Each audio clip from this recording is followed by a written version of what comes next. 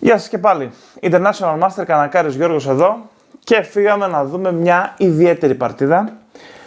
Η παρτίδα αυτή παίχθηκε στον τρίτο γύρο του Candidates από τον Καρουάνα και τον Wei Yi. Η παρτίδα αυτή όμως δεν κράτησε πολύ. Θα μπορούσαμε να την ονομάσουμε και μινιατούρα.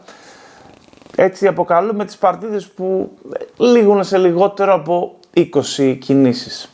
Νομίζω ότι όλοι έχετε χάσει λίγο πολύ σε λιγότερο από 20 κινήσεις. Οπότε ξέρετε το συναίσθημα. Φανταστείτε τώρα αυτό να γίνεται όμως στο Candidates, στο πιο δυνατό τουρνουά του κόσμου, στην ουσία.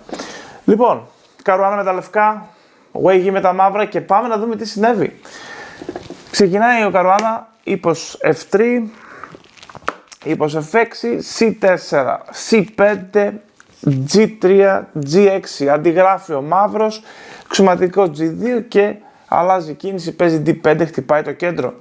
Ο λευκός τρώει το D5 και ο ύπος επίσης ακολουθεί και τρώει. Βγάζει τον ύπο με ανάπτυξη, ύπος C3, βάζει και λίγο πίεση, ο μαύρος προσπαθεί να κάνει ροκέ, αλλά εδώ πέρα ο λευκός παίρνει την απόφαση να δώσει το σαχ. Δίνει σαχ και αυτή τη στιγμή ο μαύρος πρέπει να σκεφτεί πώς θα μπλοκάρει το σαχ. Αν βάλει τον αξιωματικό, δεν είναι τόσο καλό γιατί υπάρχει η βασίλισσα στο C4, απειλεί και τον ύπο με δύο δυνάμεις και απειλεί και το πιόνι στο C5. Άρα εδώ πέρα θα παίξει τον ύπο στο C6.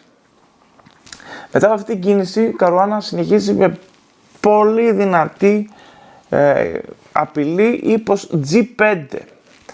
Ο αξιωματικός αυτή τη στιγμή με τη βοήθεια του ύπου στο C3 απειλούν τον D5 με δύο δυνάμεις.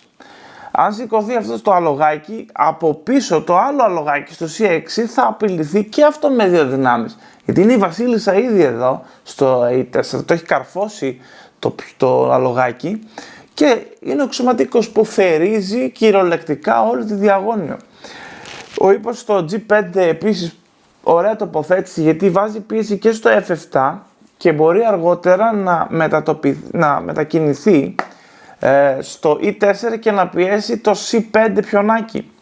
Οπότε εδώ πέρα ήδη βλέπουμε ότι ο λευκός αρχίζει και παίρνει προβάδισμα από τις πρώτες κινήσεις.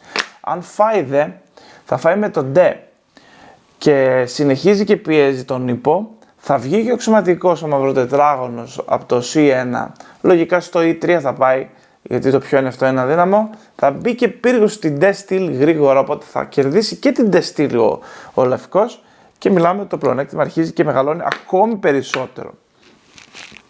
Οπότε παίρνει την απόφαση να παίξει τον ύπο στο B6. Απειλεί τη βασίλισσα. Η βασίλισσα δεν θα κουνηθεί, γιατί έχει αξιωματικό επί C6. Σαχ. Και σε αυτό το σημείο κερδίζει το πρώτο πιόνι ο λευκός. Είναι πάλι σαχ. Βάζει τον αξιωματικό μπροστά και εδώ κερδίζει το δεύτερο πιόνι. Το τίμημα τώρα για όλο αυτό. Ποιο είναι το τίμημα? Λοιπόν, σε αυτό το σημείο έχει το ζεύγος ο μαύρος και έχει τον ασπροτετράγωνο τον οποίο θέλει και να εκμεταλλευτεί. Θα δυσκολευτεί σίγουρα να κάνει ροκέ ή να ασφαλίσει το βασιλιά του ο λευκός και επίσης θα δυσκολευτεί να αναπτύξει και τα κομμάτια του γρήγορα. Παράδειγμα τον αξιωματικό στο C1 ή και τον πύργο στο Α1. Λοιπόν, σε αυτό το σημείο είναι η σειρά του μαύρου και παίζει το πιονάκι στο H6. Ο ύπος στο G5 παραμένει ενοχλητικός και πρέπει να φύγει και τον διώχνει. Επίσης, πριν κάνει ροκέ, παίζει τον πύργο στο C8, κάνει ανάπτυξη με tempo, οπότε πάρα πολύ καλό αυτό. Και η βασίλισσα πρέπει να κουνηθεί αναγκαστικά, πάει στο A5, βάζει πίεση, δεν θέλει να το φάει, βάζει πίεση όμως. Εντάξει. Και εδώ πέρα δεν κάνει ροκέ γιατί θα κάνει και ο λευκός λογικά. Οπότε παίζει αξιωματικό H3, πάρα πολύ ωραία κίνηση, διότι δεν επιτρέπει το ροκέ στον λευκό, δεν περνάει ο βασιλιάς. Και δεύτερον υπάρχει μια ενοχλητική απειλή από εδώ και πέρα. Φανταστείτε τώρα ότι παίζω κάτι τυχαίο, παίζω το D3. Τότε ο αξιωματικός μπορεί να πάει στο G2 και απειλεί τον πύργο, πρέπει να κουνηθεί και τότε τρώει τον ύπο, χαλάει τα πιόνια, αδυνατίζουν τα πιόνια, Θεωρώ ότι μπορεί να φαγωθεί και το C3 τώρα και στην επόμενη η Βασίλισσα θα φάει και το D3 και θα απειλεί και το F3 και το C3. Γενικά καταραίει η θέση του λευκού μετά από αυτό. Επομένως, αυτή είναι η απειλή. Αυτό θέλει να κάνει ο Wei Yi και παρότι 2 πιόνια κάτω μπορεί να βγει και λίγο καλύτερος. Λοιπόν, επομένως δεν τον αφήνει, παίζει τον πύργο στο G1 και...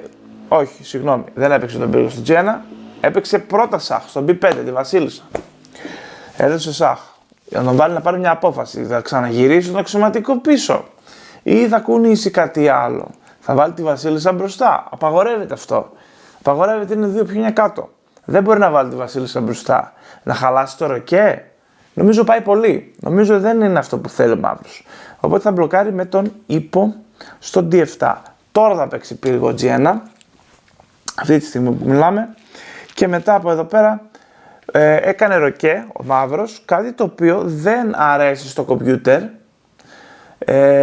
Και ο λόγος είναι ότι μάλλον το κομπιούτερ θεωρεί ότι πρέπει να τραβήξει πρώτα τον αξιωματικό και μετά να κάνει ροκέ. Να τον τραβήξει, να κοιτάξει ίσως και από το C4, ίσως και από την πτέρυγα της Βασίλισσας, εφόσον η δουλειά έγινε. Η δουλειά έγινε, έχασε το ροκέ από την πλευρά του βασιλιά, οπότε εν μέρει η δουλειά έγινε. Η άλλη επιλογή ήταν το αξιωματικό G4 να απειλήσει τον ύπο με τον ίδιο σκοπό που είχαμε και πριν. Θα μπορούσε να γίνει και αυτό. Δεν έκανε τίποτα από αυτά, έπαιξε ροκέ. Και μετά από αυτό το σημείο παίζει G4. G4, ο αξιωματικός έχει κλειστεί τελείως. Δεν πάει πουθενά. Απειλεί πύργο G3 στην επόμενη. Ο αξιωματικός έχει πρόβλημα. Επομένως, σε αυτό το σημείο θα μπορούσε να παίξει ίσως και υπό F6 για να πιέσει το πιόνι. Δεν το έκανε. Μετακίνησε τον πύργο στο C5 απειλώντας τη Βασίλισσα. Η Βασίλισσα πρέπει να μετακινηθεί, πάει στο B3, πάει κάπου που δεν θα ενοχληθεί άμεσα τουλάχιστον και κάνει και άλλα πράγματα τα οποία θα δούμε στη συνέχεια. Και εδώ πέρα τώρα συνεχίζει και υπάρχει το πρόβλημα με τον αξιωματικό και σε αυτό το σημείο πήγε και έπαιξε τον ύπο στο E5. Ο ύπος στο E5 δεν είναι καλή κίνηση, είναι blunder σε αυτή τη θέση. Μπορώ να φανταστώ τι είχε στο μυαλό του εδώ πέρα ο μαύρος και θα το μοιραστώ μαζί σας. Πρώτα απ' όλα κάνει ανταλλαγή, οπότε οι ανταλλαγές δεν είναι καλές όταν υπάρχει έλλειψη υλικού. Βέβαια θέλει να ανταλλάξει τον ύπο από το F3 για να αδειάσει κάπως η άμυνα. Πιστεύω ότι είχε στο μυαλό του ότι θα παίξει ο λευκός εδώ, τον πύργο, και τότε θα παίξει τη Βασίλισσα στο A8. A8 και απειλεί τη Βασίλισσα στο H1, δηλαδή αν φάει εδώ πέρα θα είναι ματ. Ωραίο ματ. Και κάπως έτσι θα βρει κάποιο αντιπαιχνίδι, ίσως και με πύργο B8 αργότερα. Γενικότερα θα κάνει λίγο χαμό, λίγο σαματά. Πάλι χειρότερος είναι ο μαύρος, αλλά τουλάχιστον έτσι φαίνεται να επιβιώνει. Παρ' όλα αυτά όμως, του έπαιξε μια κίνηση ο λευκός και εγκατέλειψε απευθείας. Δεν την είδε λογικά, έπαιξε τον ύπο στο D1. Ούτε μπροστά, στο A4, ούτε στο B1. Στο B1 κλείνει και τον αξιωματικό, μένει απροστάτευτος ο αξιωματικός, στο D1 συγκεκριμένα.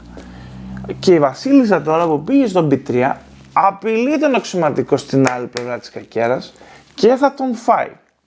Και το χειρότερο όλων για τον μαύρο είναι ότι δεν υπάρχει καμία απειλή. Δεν έχει καμία απειλή ο μαύρος σε αυτή τη θέση. Επομένως δεν αξίζει και να συνεχίσει. Οπότε κατέληψε. Και αυτή ήταν λοιπόν μία μινιατούρα. Ακολουθήστε το κανάλι μας. Κάντε εγγραφή, like, comments, ό,τι θέλετε για να το βοηθήσετε και να έχουμε και άλλα τέτοια βίντεο. Σας ευχαριστώ πολύ.